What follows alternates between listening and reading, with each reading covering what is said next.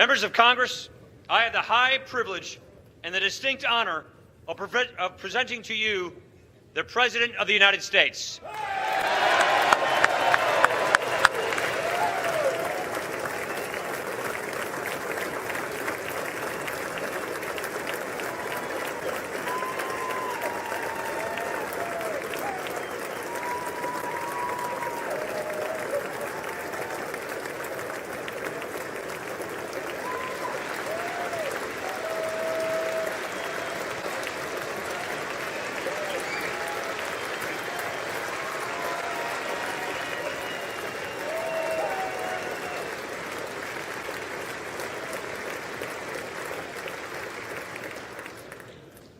Mr. Speaker, Mr. Vice President, members of Congress, the First Lady of the United States, and my fellow Americans. Less than 1 year has passed since I first stood at this podium in this majestic chamber to speak on behalf of the American people and to address their concerns, their hopes, and their dreams. That night, our new administration had already taken very swift action. A new tide of optimism was already sweeping across our land. Each day since, we have gone forward with a clear vision and a righteous mission to make America great again for all Americans.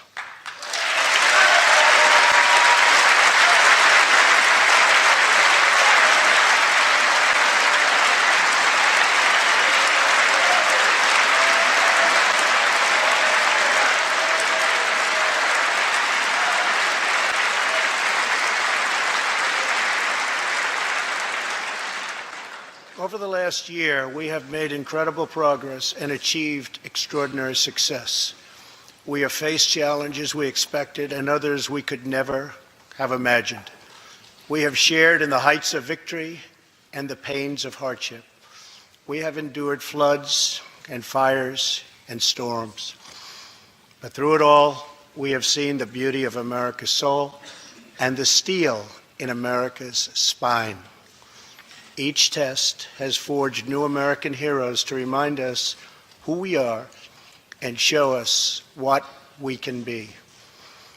We saw the volunteers of the Cajun Navy racing to the rescue with their fishing boats to save people in the aftermath of a totally devastating hurricane. We saw strangers shielding strangers from a hail of gunfire on the Las Vegas Strip. We heard tales of Americans like Coast Guard Petty Officer Ashley Leopard, who is here tonight in the gallery with Melania.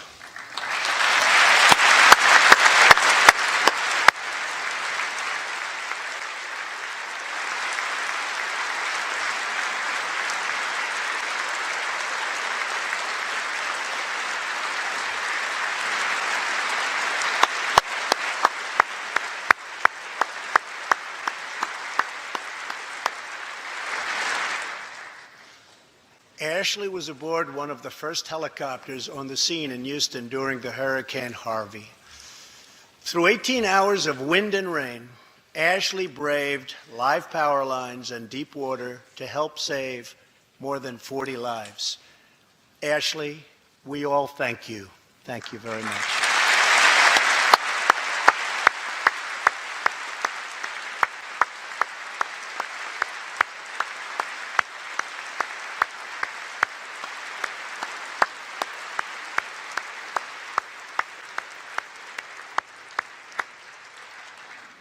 We heard about Americans like firefighter David Dahlberg. He's here with us also. David faced down walls of flame to rescue almost 60 children trapped at a California summer camp threatened by those devastating wildfires. To everyone still recovering in Texas, Florida, Louisiana, Puerto Rico, and the Virgin Islands, everywhere, we are with you. We love you, and we always will pull through together, always.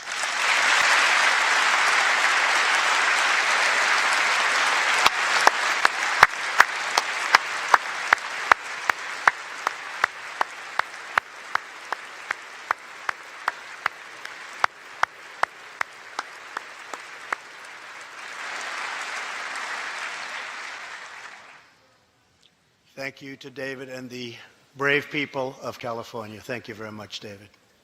Great job. Some trials over the past year touched this chamber very personally.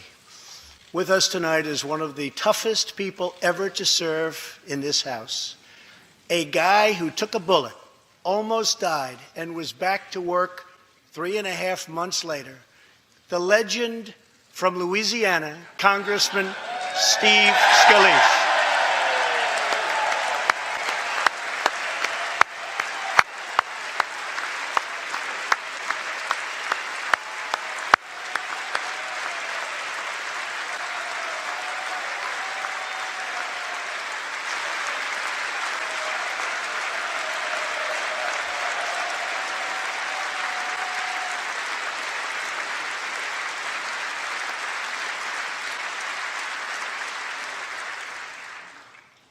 I think they like you, Steve. We're incredibly grateful for the heroic efforts of the Capitol Police officers, the Alexandria Police, and the doctors, nurses, and paramedics who saved his life and the lives of many others, some in this room. In the aftermath, yes.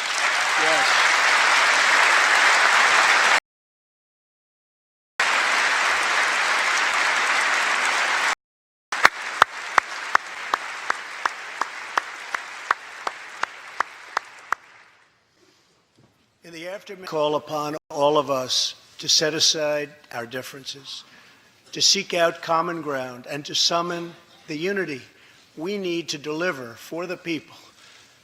This is really the key. These are the people we were elected to serve.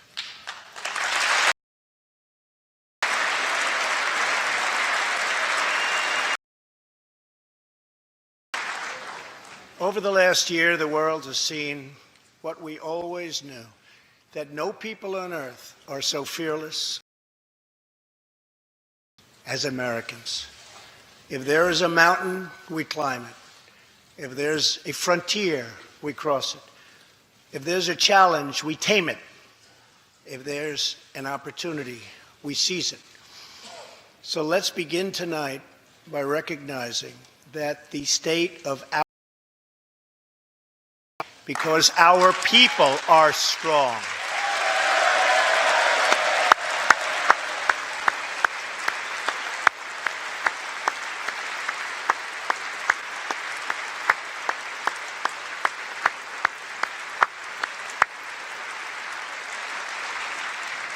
And together we are building a safe, strong, and proud America.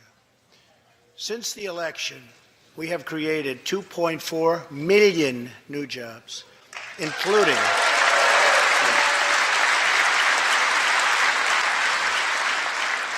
including 200,000 new jobs in manufacturing alone. Tremendous numbers. After years and years of wage stagnation, we are finally seeing rising wages.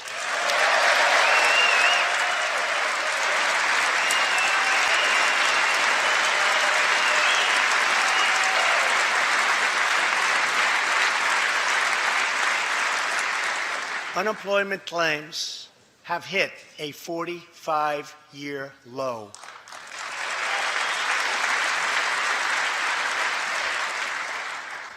And something I'm very proud of, African American unemployment stands at the lowest rate ever recorded.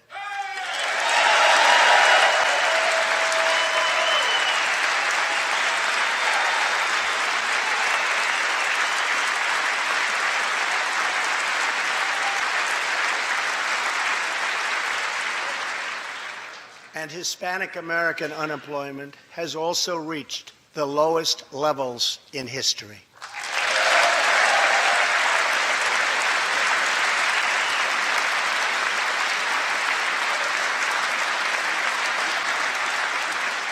Small business confidence is at an all-time high. The stock market has smashed one record after another, gaining $8 trillion and more in value in just this short period of time. The great news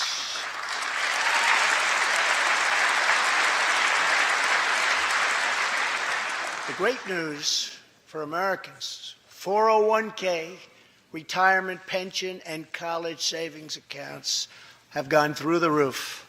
And just as I promised the American people from this podium 11 months ago, we enacted the biggest tax cuts and reforms in American history.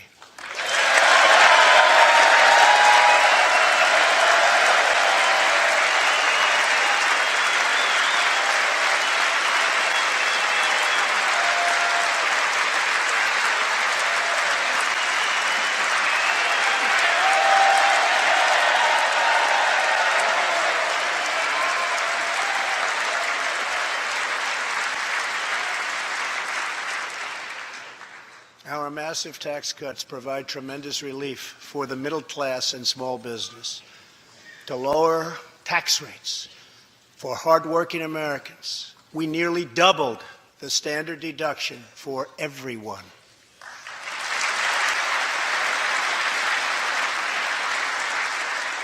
Now the first $24,000 earned by a married couple is completely tax-free.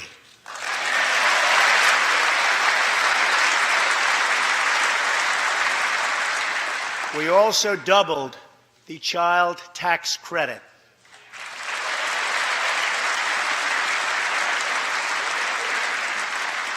A typical family of four making $75,000 will see their tax bill reduced by $2,000, slashing their tax bill in half.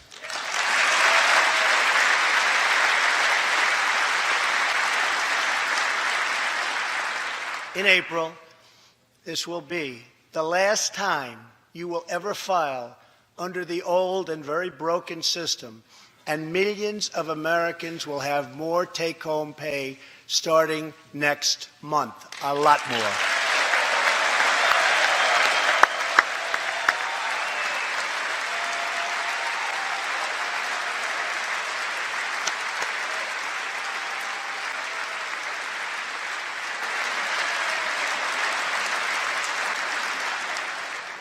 We eliminated an especially cruel tax that fell mostly on Americans making less than $50,000 a year, forcing them to pay tremendous penalties simply because they couldn't afford government-ordered health plans. We repealed the core of the disastrous Obamacare. The individual mandate is now gone. Thank heaven.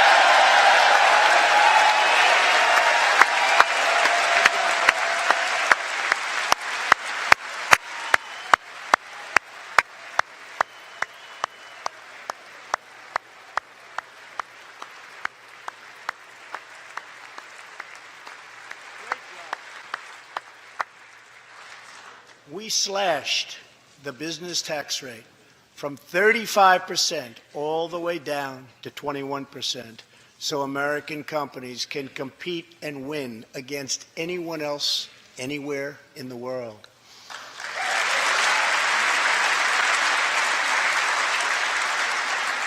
These changes alone are estimated to increase average family income by more than $4,000. A lot of money.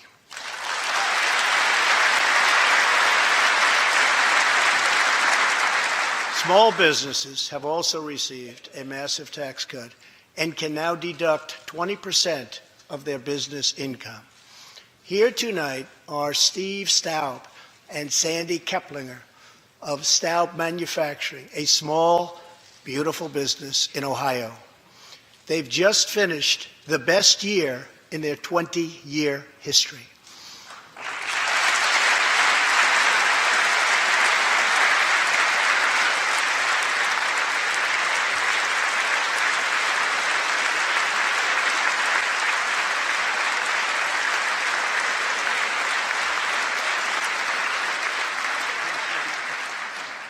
Because of tax reform, they are handing out raises, hiring an additional 14 people, and expanding into the building next door. Good feeling.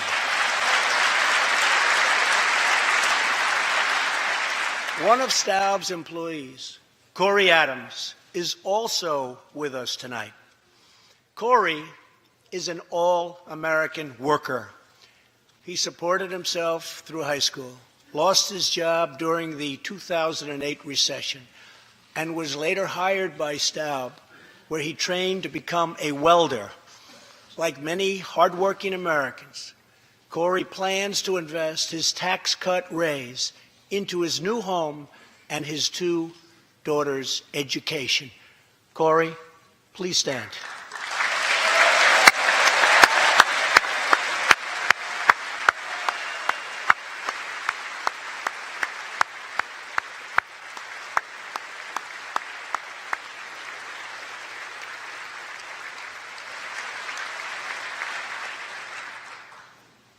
And he's a great welder.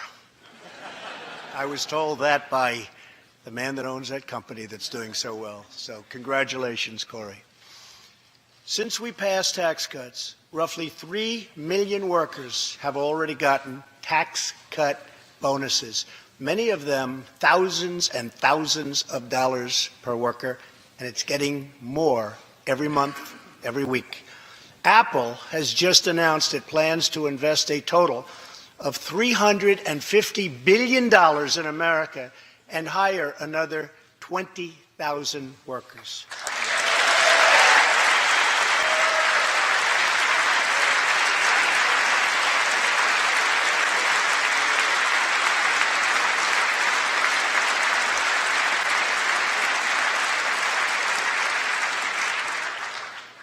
And just a little while ago, ExxonMobil announced a $50 billion investment in the United States, just a little while ago.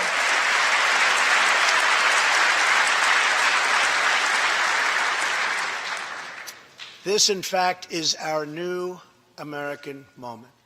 There has never been a better time to start living the American dream. So to every citizen watching at home tonight, no matter where you've been or where you've come from, this is your time. If you work hard, if you believe in yourself, if you believe in America, then you can dream anything. You can be anything.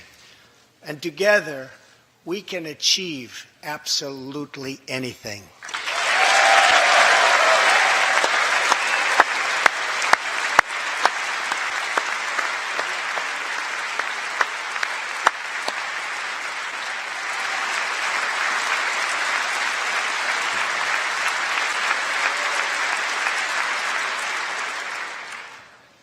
Tonight, I want to talk about what kind of future we're going to have and what kind of a nation we're going to be. All of us together as one team, one people, and one American family can do anything. We all share the same home, the same heart, the same destiny, and the same great American flag.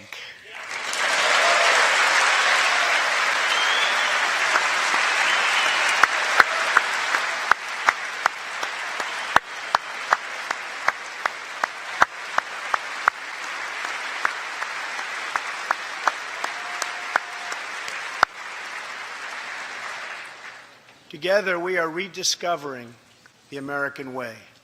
In America, we know that faith and family, not government and bureaucracy, are the center of American life.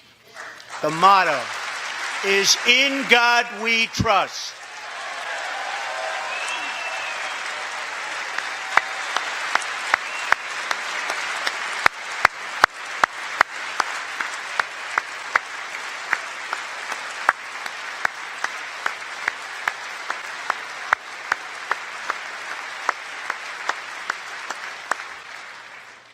And we celebrate our police, our military, and our amazing veterans as heroes who deserve our total and unwavering support.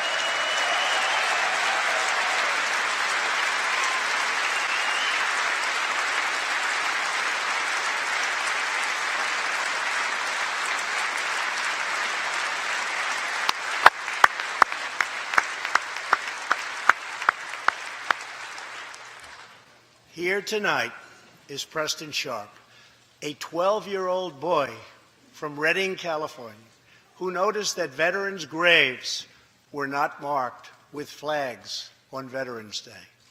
He decided all by himself to change that and started a movement that has now placed 40,000 flags at the graves of our great heroes. Preston, a job well done.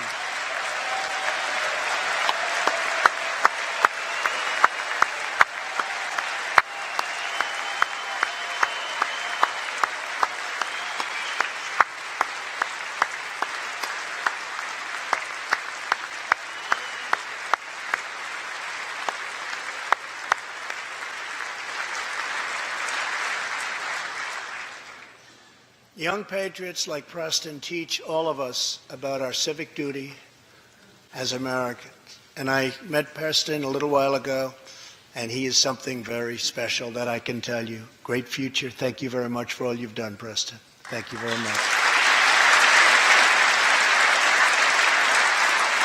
Preston's reverence for those who have served our nation reminds us of why we salute our flag, why we put our hands on our hearts for the Pledge of Allegiance, and why we proudly stand for the national anthem.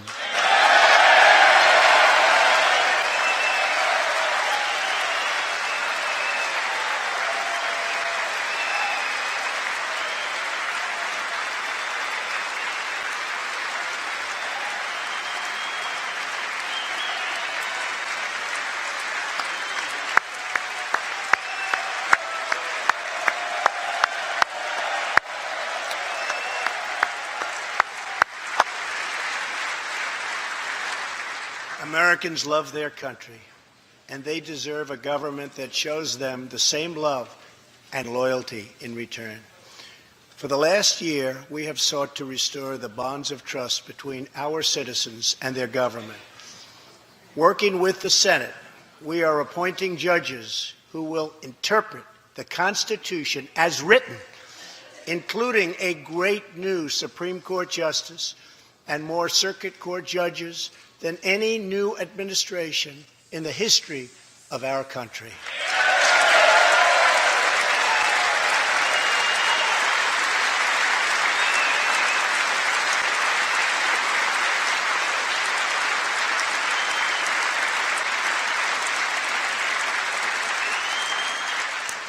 We are totally defending our Second Amendment and have taken historic actions to protect religious liberty.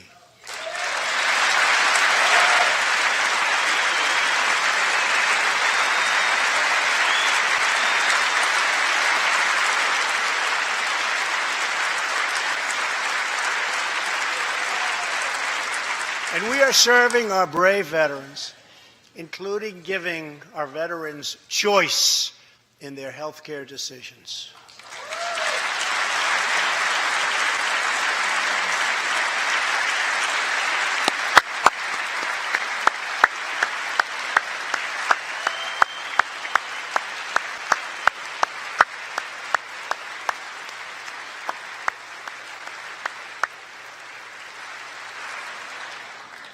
Last year, Congress also passed, and I signed, the landmark VA Accountability Act.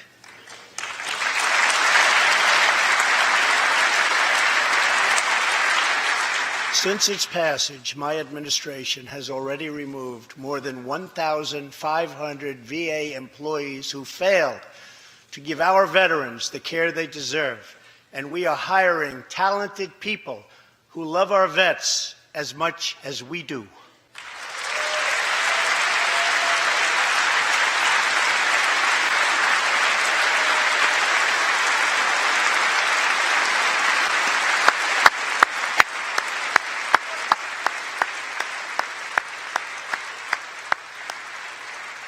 And I will not stop until our veterans are properly taken care of, which has been my promise to them from the very beginning of this great journey.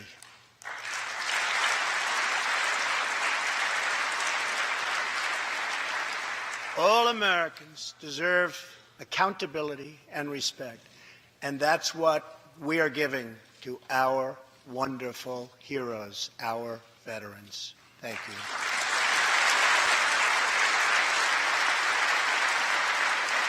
So tonight I call on Congress to empower every cabinet secretary with the authority to reward good workers and to remove federal employees who undermine the public trust or fail the American people.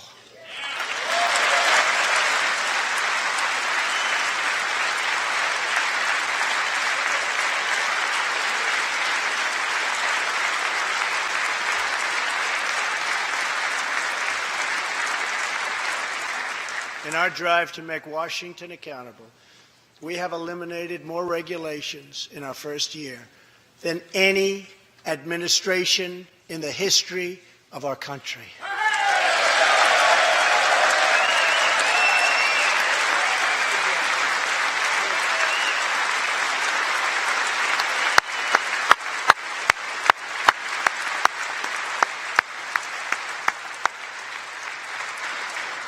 We have ended the war on American energy, and we have ended the war on beautiful, clean coal.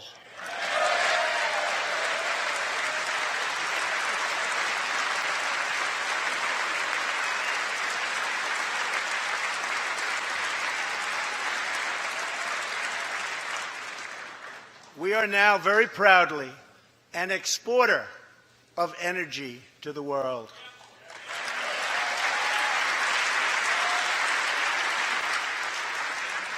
In Detroit, I halted government mandates that crippled America's great, beautiful auto workers so that we can get Motor City revving its engines again, and that's what's happening.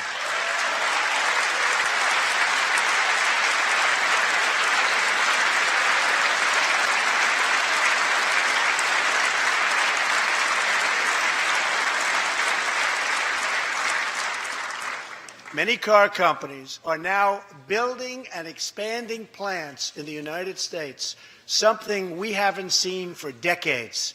Chrysler is moving a major plant from Mexico to Michigan. Toyota and Mazda are opening up a plant in Alabama, a big one, and we haven't seen this in a long time. It's all coming back.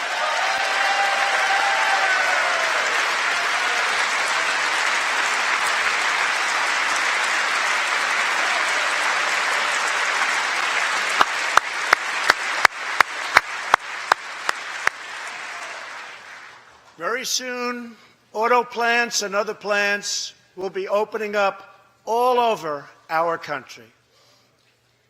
This is all news Americans are totally unaccustomed to hearing. For many years, companies and jobs were only leaving us. But now they are roaring back. They're coming back. They want to be where the action is. They want to be in the United States of America. That's where they want to be.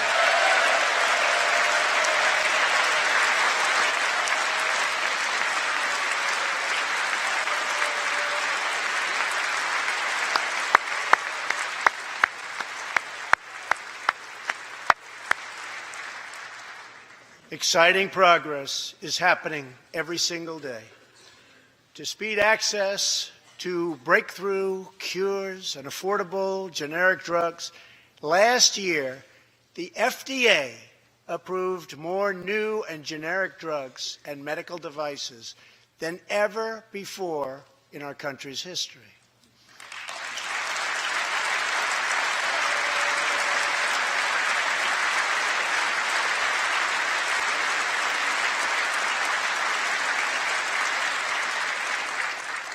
We also believe that patients with terminal conditions, terminal illness, should have access to experimental treatment immediately that could potentially save their lives. People who are terminally ill should not have to go from country to seek a cure. I want to give them a chance right here at home. It's time for Congress to give these wonderful, incredible Americans the right to try.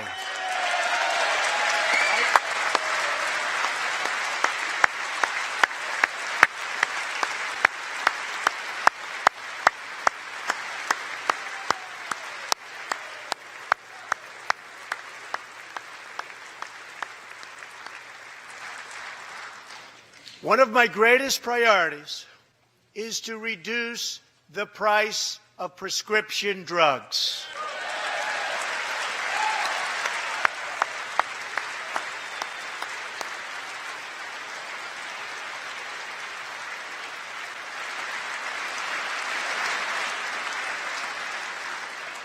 In many other countries, these drugs cost far less than what we pay in the United States, and it's very, very unfair. That is why I've directed my administration to make fixing the injustice of high drug prices one of my top priorities for the year.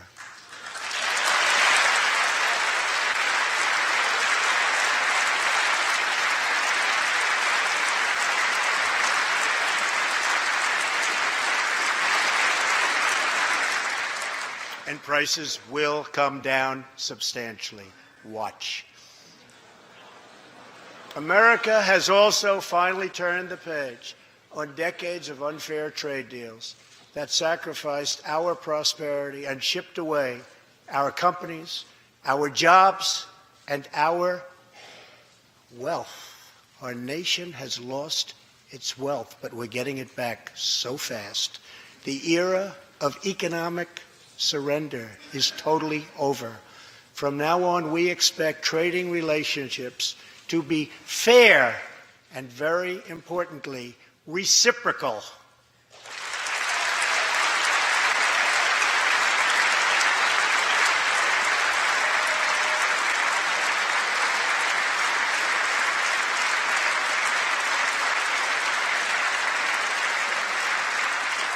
We will work to fix bad trade deals and negotiate new ones, and they'll be good ones, but they'll be fair.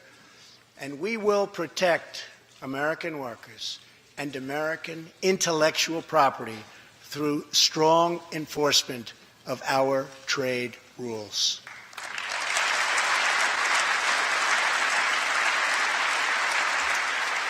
As we rebuild our industries, it is also time to rebuild our crumbling infrastructure.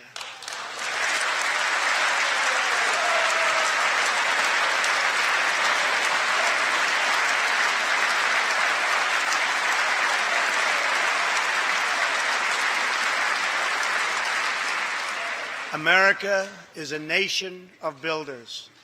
We built the Empire State Building in just 1 year.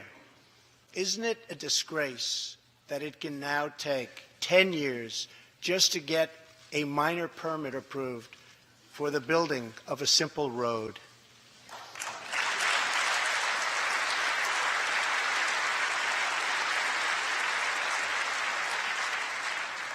I am asking both parties to come together to give us safe, fast, reliable, and modern infrastructure that our economy needs and our people deserve.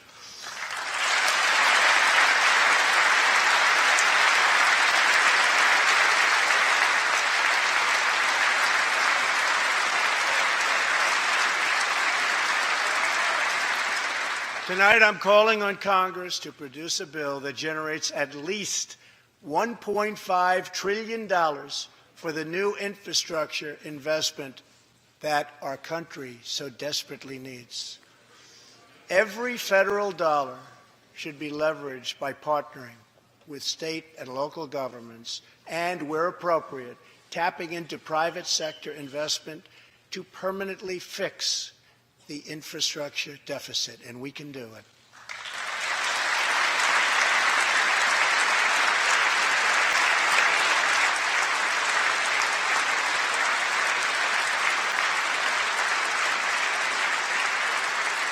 Any bill must also streamline the permitting and approval process, getting it down to no more than 2 years and perhaps even 1.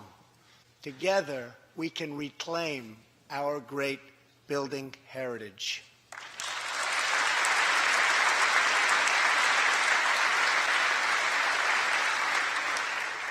We will build gleaming new roads, bridges, highways, railways, and waterways all across our land.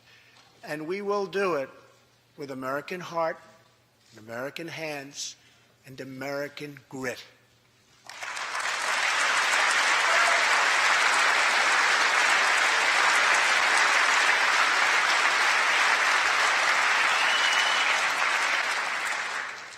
We want every American to know the dignity of a hard day's work.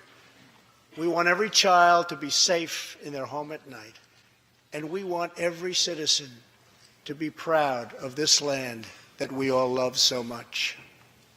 We can lift our citizens from welfare to work, from dependence to independence, and from poverty to prosperity.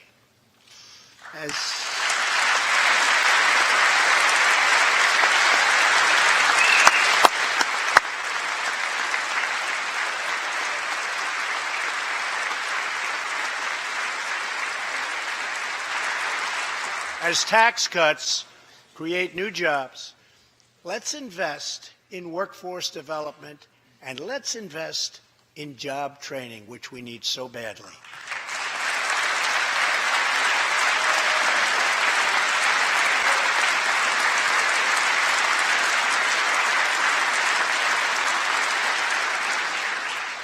Let's open great vocational schools so our future workers can learn a craft and realize their full potential.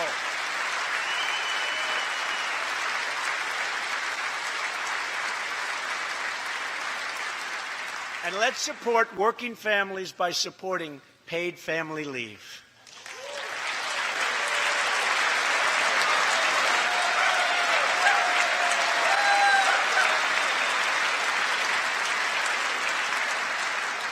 As America regains its strength, opportunity must be extended to all citizens. That is why this year we will embark on reforming our prisons to help former inmates who have served their time get a second chance at life.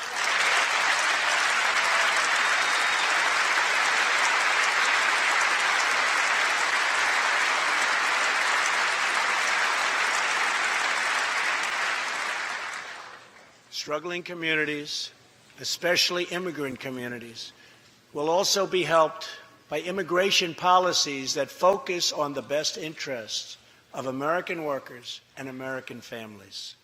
For decades, open borders have allowed drugs and gangs to pour into our most vulnerable communities. They've allowed millions of low-wage workers to compete for jobs and wages against the poorest Americans. Most tragically, they have caused the loss of many innocent lives. Here tonight are two fathers and two mothers, Evelyn Rodriguez, Freddie Cuevas, Elizabeth Alvarado, and Robert Mickens. Their two teenage daughters, Kayla Cuevas and Nisa Mickens, were close friends on Long Island.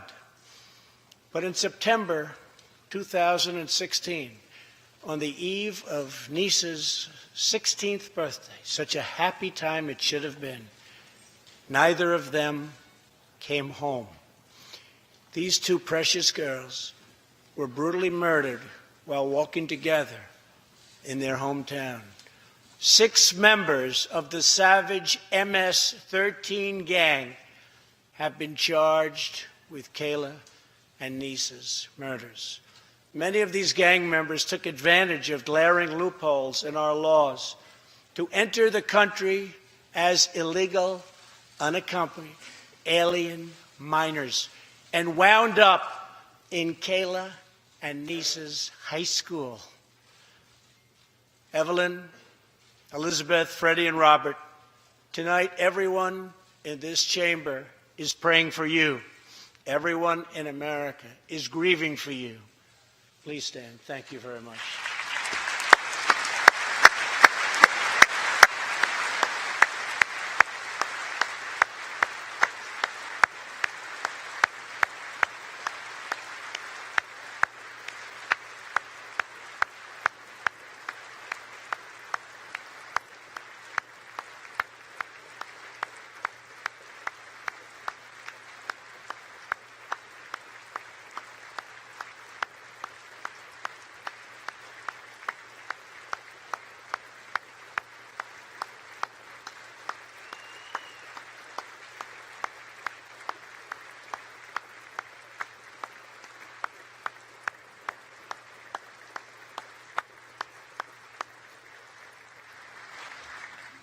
I want you to know that 320 million hearts are right now breaking for you. We love you. Thank you.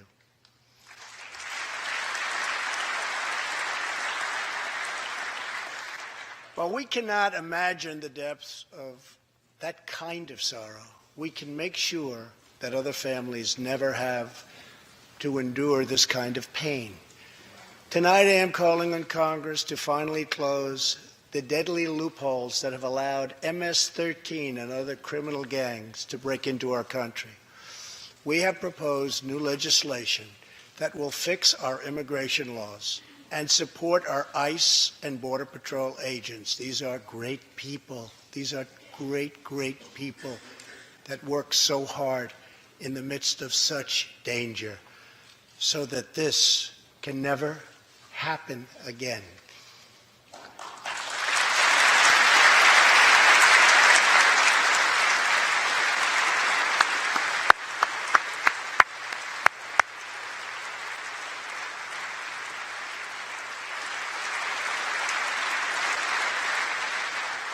The United States is a compassionate nation.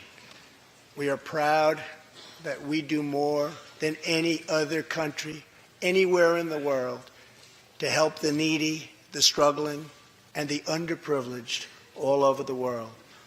But as President of the United States, my highest loyalty, my greatest compassion, my constant concern is for America's children, America's struggling workers, and America's forgotten communities. I want our youth to grow up, to achieve great things. I want our poor to have their chance to rise. So tonight I am extending an open hand to work with members of both parties, Democrats and Republicans, to protect our citizens of every background, color, religion, and creed.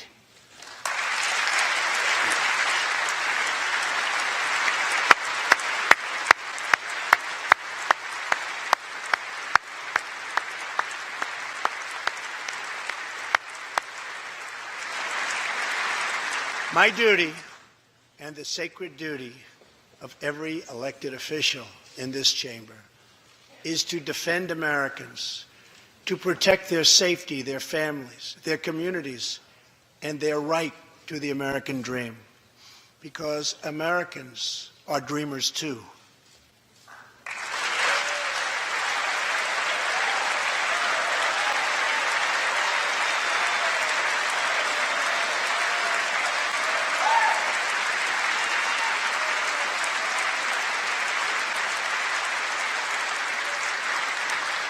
Here tonight is one leader in the effort to defend our country, Homeland Security Investigation Special Agent Celestino Martinez. He goes by DJ and CJ. He said, call me either one.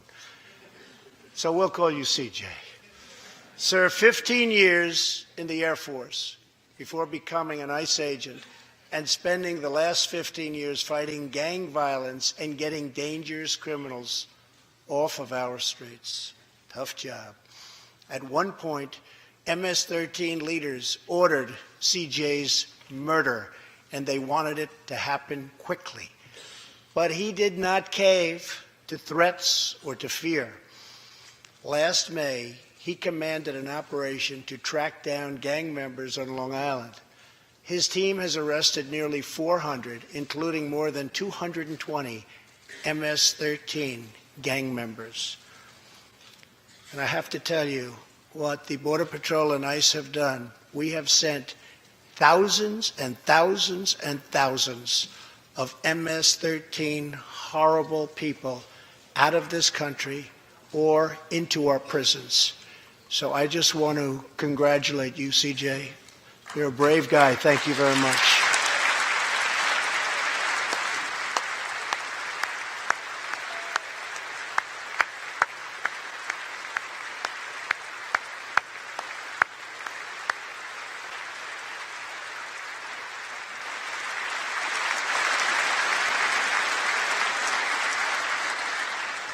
And I asked CJ, what's the secret? He said, we're just tougher than they are. And I like that answer.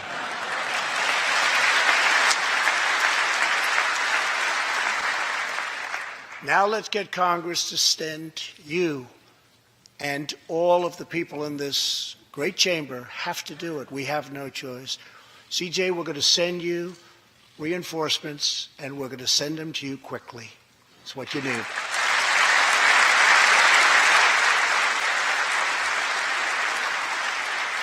Over the next few weeks, the House and Senate will be voting on an immigration reform package. In recent months, my administration has met extensively with both Democrats and Republicans to craft a bipartisan approach to immigration reform. Based on these discussions, we presented Congress with a detailed proposal that should be supported by both parties as a fair compromise, one where nobody gets everything they want, but where our country gets the critical reforms it needs and must have.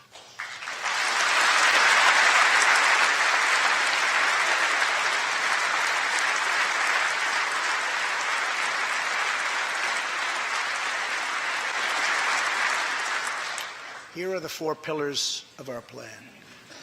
The first pillar of our framework generously offers a path to citizenship for 1.8 million illegal immigrants who were brought here by their parents at a young age. That covers almost 3 times more people than the previous administration covered.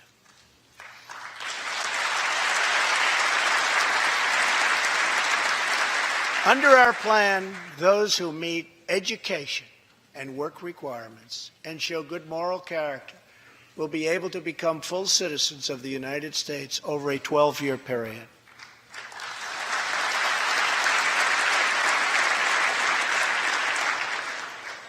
The second pillar fully secures the border.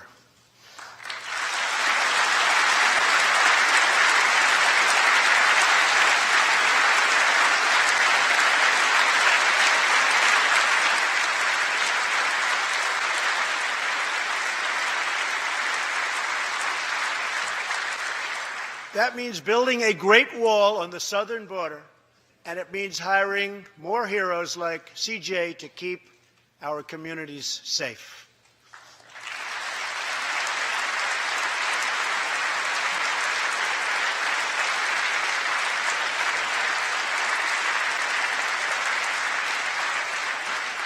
Crucially, our plan closes the terrible loopholes exploited by criminals and terrorists to enter our country, and it finally ends the horrible and dangerous practice of catch and release.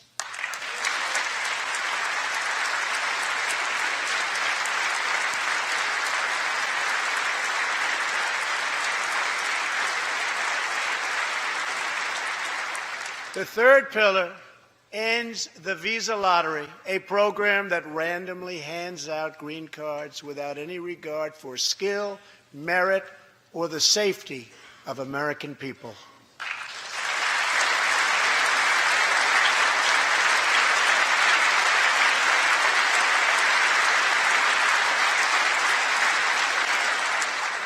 It's time to begin moving toward a merit-based immigration system, one that admits people who are skilled, who want to work, who will contribute to our society, and who will love and respect our country.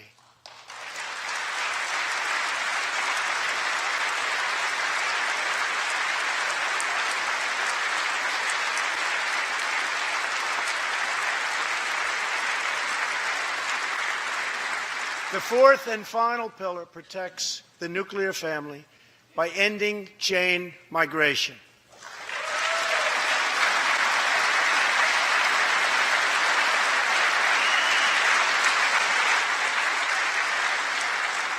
Under the current broken system, a single immigrant can bring in virtually unlimited numbers of distant relatives.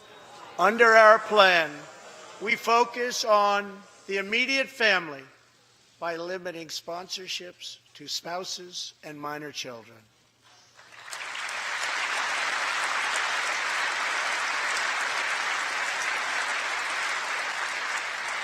This vital reform is necessary not just for our economy, but for our security and for the future of America.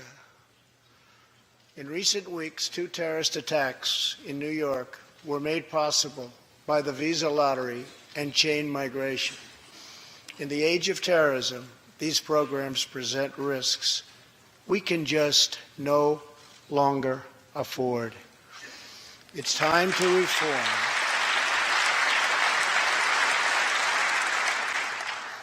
These outdated immigration rules and finally bring our immigration system into the 21st century.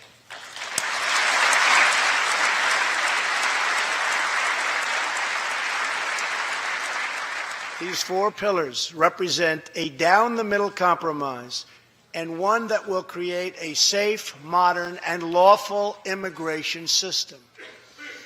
For over 30 years, Washington has tried and failed to solve this problem.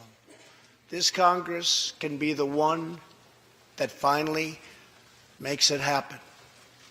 Most importantly, these 4 pillars will produce legislation that fulfills my ironclad pledge to sign a bill that puts America first.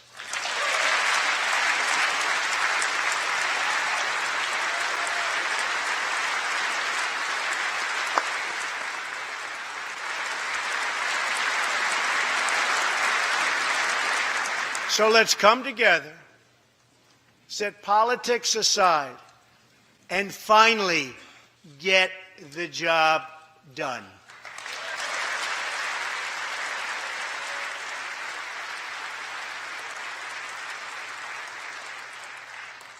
These reforms will also support our response to the terrible crisis of opioid and drug addiction. Never before has it been like it is now.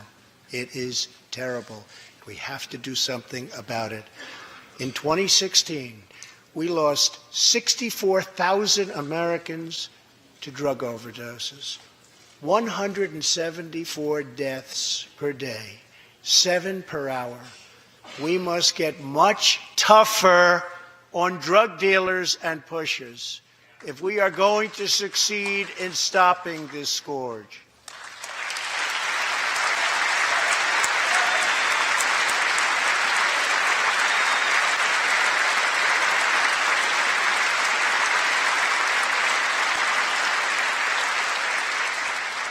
My administration is committed to fighting the drug epidemic and helping get treatment for those in need, for those who have been so terribly hurt.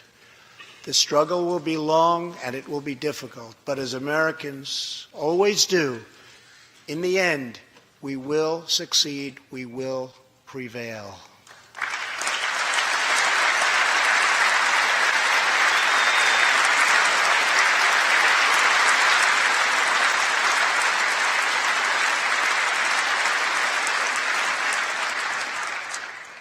As we have seen tonight, the most difficult challenges bring out the best in America. We see a vivid expression of this truth in the story of the Holetz family of New Mexico. Ryan Holetz is 27 years old, an officer with the Albuquerque Police Department. He's here tonight with his wife, Rebecca.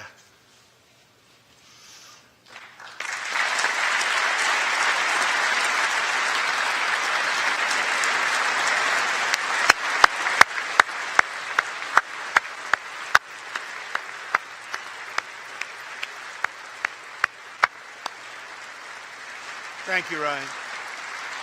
Last year, Ryan was on duty when he saw a pregnant, homeless woman preparing to inject heroin.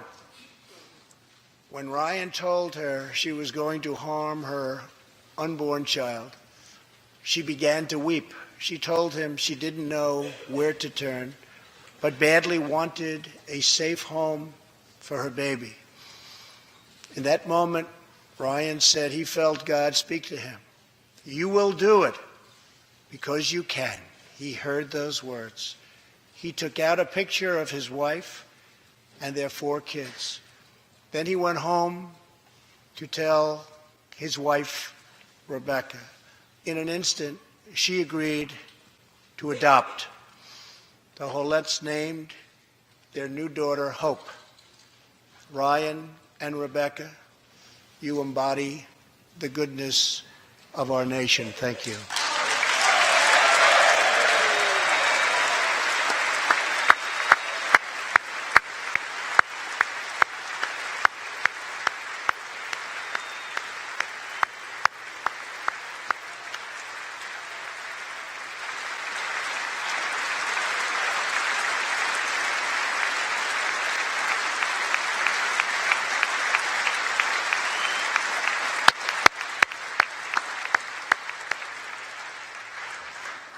Thank you, Ryan and Rebecca.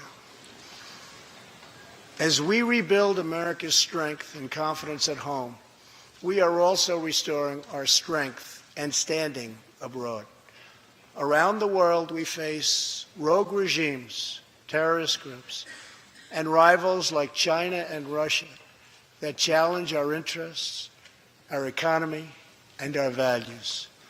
In confronting these horrible dangers, we know that weakness is the surest path to conflict, and unmatched power is the surest means to our true and great defense.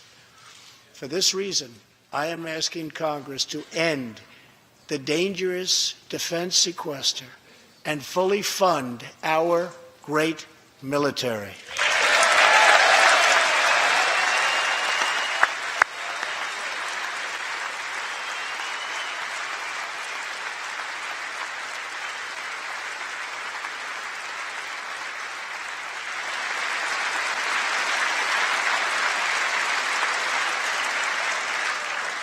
As part of our defense, we must modernize and rebuild our nuclear arsenal, hopefully never having to use it, but making it so strong and so powerful that it will deter any acts of aggression by any other nation or anyone else.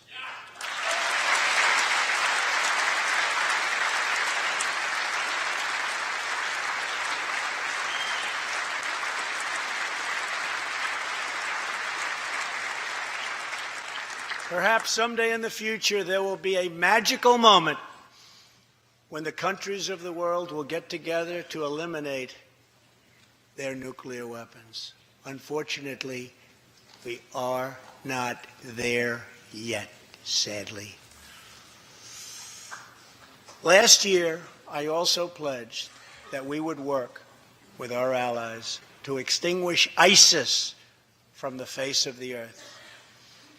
1 year later, I am proud to report that the coalition to defeat ISIS has liberated very close to 100% of the territory just recently held by these killers in Iraq and in Syria and in other locations as well.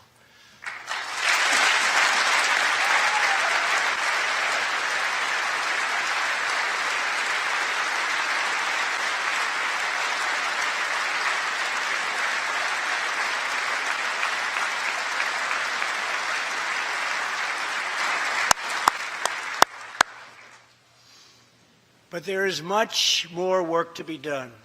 We will continue our fight until ISIS is defeated. Army Staff Sergeant Justin Peck is here tonight. Near Raqqa last November, Justin and his comrade, Chief Petty Officer Kenton Stacy, were on a mission to clear buildings that ISIS had rigged with explosive, so that civilians could return to that city, hopefully soon and hopefully safely. Clearing the second floor of a vital hospital, Kenton Stacy was severely wounded by an explosion. Immediately, Justin bounded into the booby-trapped and unbelievably dangerous and unsafe building and found Kenton, but in very, very bad shape. He applied pressure to the wound and inserted a tube to reopen an airway.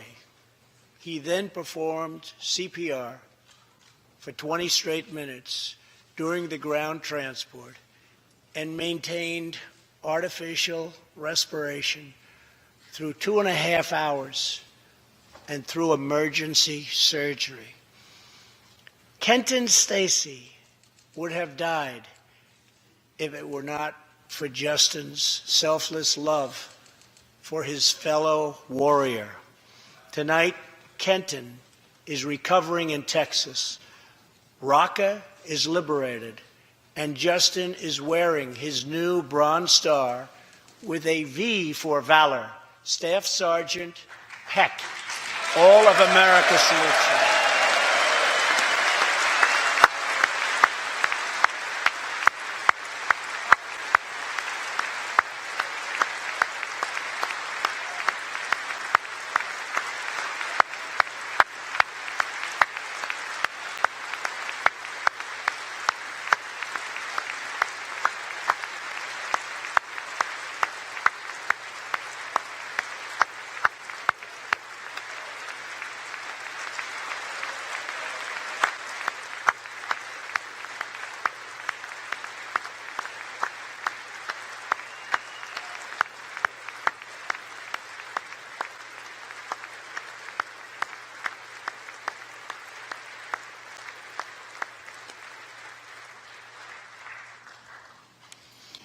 Terrorists who do things like place bombs in civilian hospitals are evil.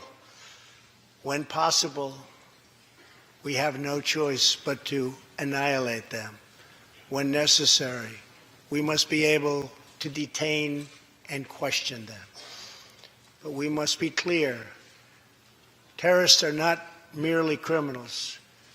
They are unlawful enemy combatants.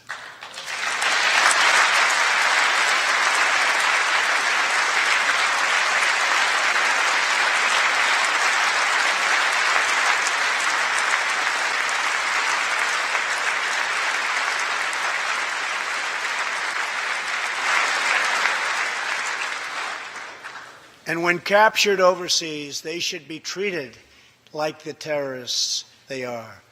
In the past, we have foolishly released hundreds and hundreds of dangerous terrorists, only to meet them again on the battlefield, including the ISIS leader, al-Baghdadi, who we captured, who we had, who we released. So today, I'm keeping another promise. I just signed, prior to walking in, an order directing Secretary Mattis, who is doing a great job. Thank you.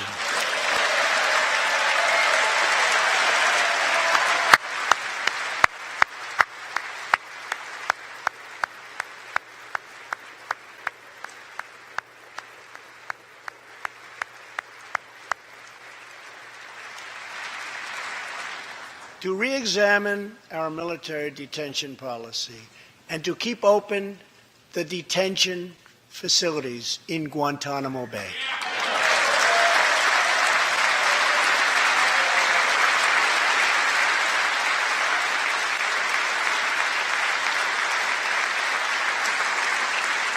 I am asking Congress to ensure that in the fight against ISIS and al-Qaeda, we continue to have all necessary power to detain terrorists wherever we chase them down, wherever we find them.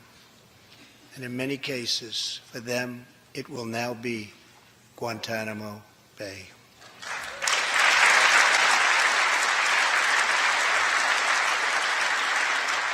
At the same time, as of a few months ago, our warriors in Afghanistan have new rules of engagement.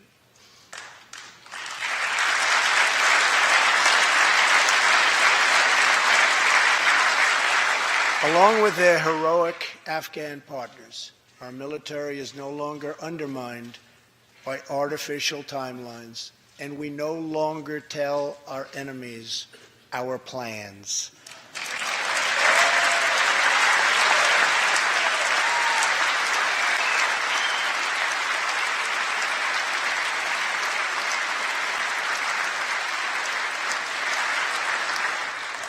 Last month, I also took an action endorsed unanimously by the U.S. Senate just months before.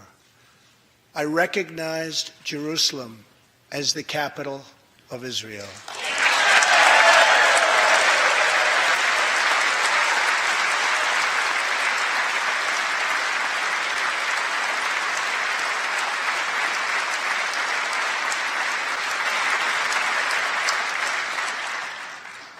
Shortly afterwards, dozens of countries voted in the United Nations General Assembly against America's sovereign right to make this decision.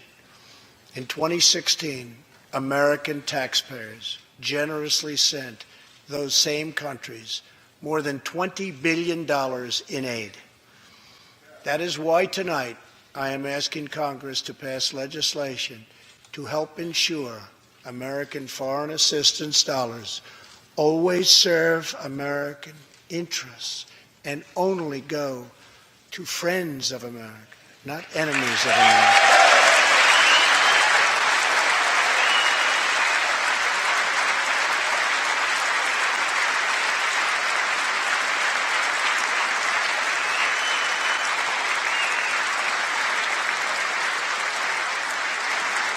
As we strengthen friendships all around the world, we are also restoring clarity about our adversaries. When the people of Iran rose up against the crimes of their corrupt dictatorship, I did not stay silent. America stands with the people of Iran in their courageous struggle for freedom.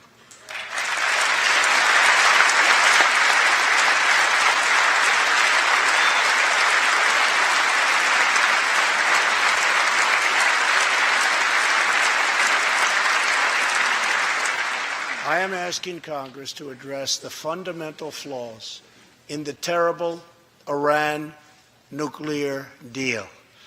My administration has also imposed tough sanctions on the communist and socialist dictatorships in Cuba and Venezuela.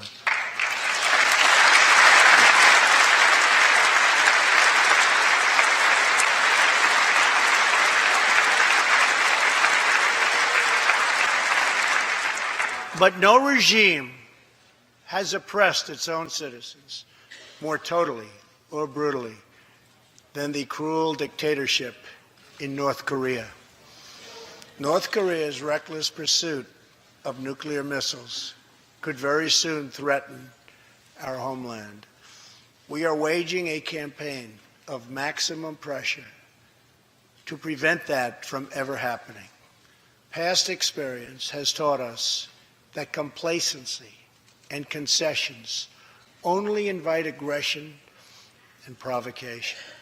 I will not repeat the mistakes of past administrations that got us into this very dangerous position. We need only look at the depraved character of the North Korean regime to understand the nature of the nuclear threat it could pose to America and to our allies. Otto Warmbier was a hard-working student at the University of Virginia, and a great student he was. On his way to study abroad in Asia, Otto joined a tour to North Korea. At its conclusion, this wonderful young man was arrested and charged with crimes against the state. After a shameful trial, the dictatorship sentenced Otto to 15 years of hard labor before returning him to America last June, horribly injured and on the verge of death.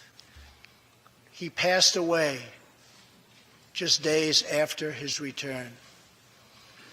Otto's wonderful parents, Fred and Cindy Warmbier, are here with us tonight, along with Otto's brother and sister, Austin and Greta. Please.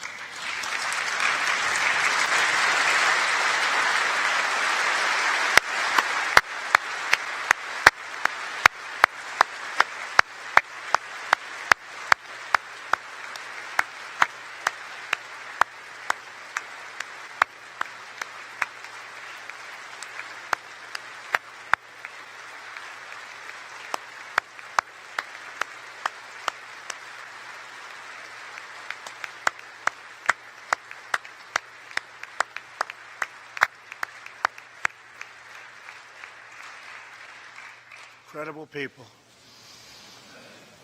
You are powerful witnesses to a menace that threatens our world, and your strength truly inspires us all. Thank you very much. Thank you.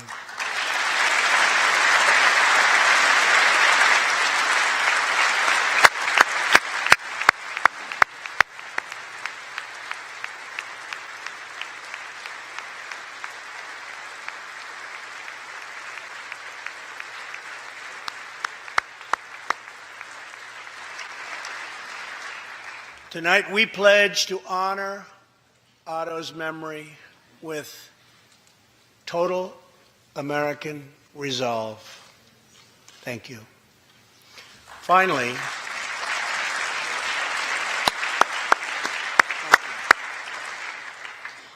we are joined by one more witness to the ominous nature of this regime.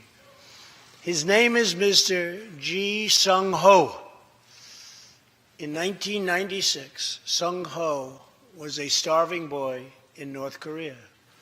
One day he tried to steal coal from a railroad car to barter for a few scraps of food, which were very hard to get. In the process, he passed out on the train tracks, exhausted from hunger. He woke up as a train ran over his limbs. He then endured multiple amputations without anything to dull the pain or the hurt. His brother and sister gave what little food they had to help him recover and ate dirt themselves, permanently stunting their own growth. Later, he was tortured by North Korean authorities after returning from a brief visit to China. His tormentors wanted to know if he'd met any Christians. He had, and he resolved after that to be free. Sung-ho traveled thousands of miles on crutches all across China and Southeast Asia to freedom. Most of his family followed. His father was caught trying to escape and was tortured to death. Today, he lives in Seoul, where he rescues other defectors and broadcasts into North Korea what the regime fears most, the truth. Today, he has a new leg, but Sung-ho, I understand you still keep those old crutches as a reminder of how far you've come. Your great sacrifice is an inspiration to us all. Please, thank you.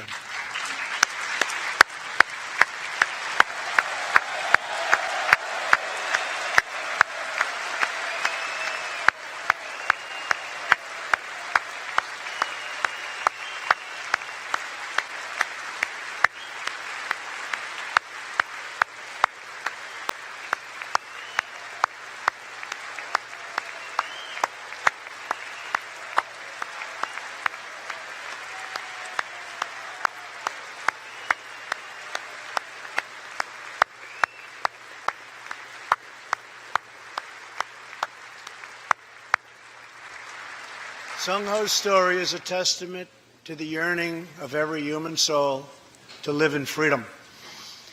It was that same yearning for freedom that nearly 250 years ago gave birth to a special place called America.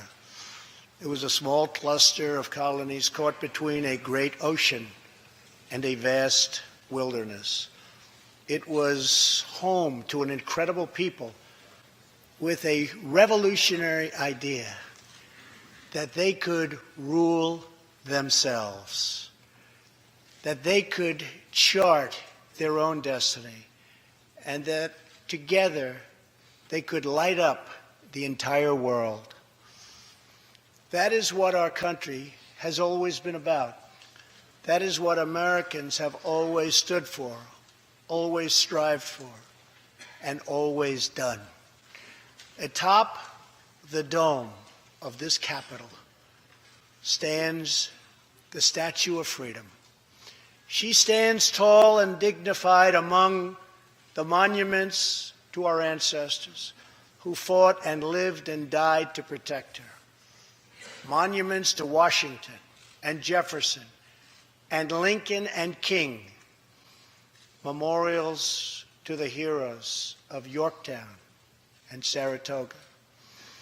To young Americans who shed their blood on the shores of Normandy and the fields beyond, and others who went down in the waters of the Pacific and the skies all over Asia. And freedom stands tall over one more monument, this one, this Capitol, this living monument. This is the monument to the American people.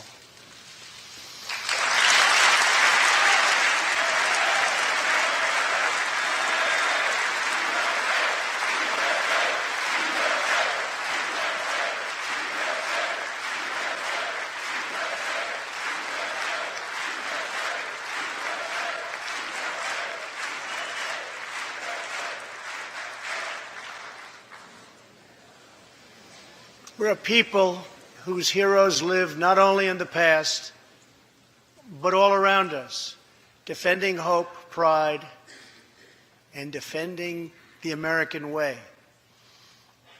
They work in every trade. They sacrifice to raise a family. They care for our children at home. They defend our flag abroad.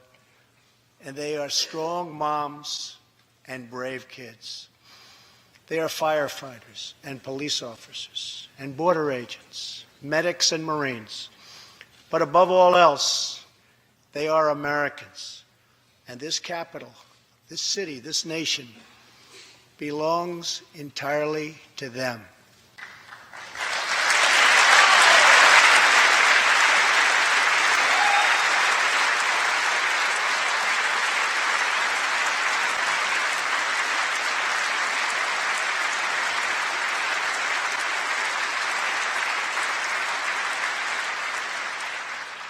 Our task is to respect them, to listen to them, to serve them, to protect them, and to always be worthy of them. Americans fill the world with art and music. They push the bounds of science and discovery, and they forever remind us of what we should never, ever forget. The people dreamed this country. The people built this country. And it's the people who are making America great again.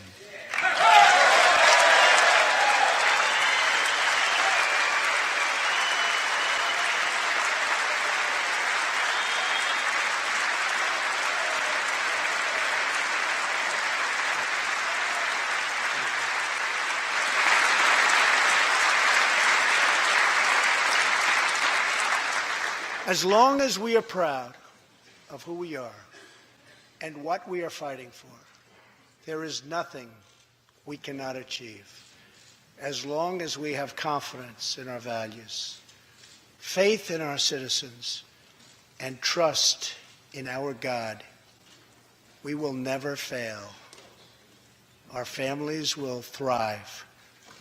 Our people will prosper. And our nation will forever be safe and strong and proud and mighty and free. Thank you, and God bless America. Good night.